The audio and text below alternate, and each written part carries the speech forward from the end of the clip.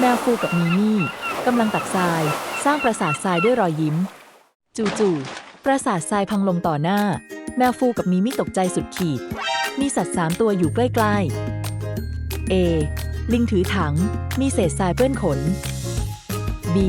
นกแก้วถือเปลือกหอยมีหอยทรงเดียวกับยอดปราสาท C ปูเดินผ่านพร้อมกล้ามโตแต่ทรายแห้งติดก้ามเพื่อนๆช่วยดูหน่อยสิใครกันแน่ที่พังปราสาทของพวกเรานะเฉลย B นกแก้วพยายามเก็บเปลือกหอยจากยอดปราสาทเลยทำยอดถล่มลงมาแต่นกแก้วหน้าเสียแล้วรีบขอโทษเราขอโทษเราไม่รู้ว่านั่นเป็นส่วนหนึ่งของปราสาทแมวฟูกับมีมี่ให้อภัยพร้อมช่วยกันสร้างใหม่ข้อคิดจากเรื่องนี้บางครั้งความผิดพลาดเกิดขึ้นโดยไม่ตั้งใจสิ่งสำคัญคือการกล้ายอมรับและขอโทษแล้วเราจะได้มิตรภาพกลับคืนมา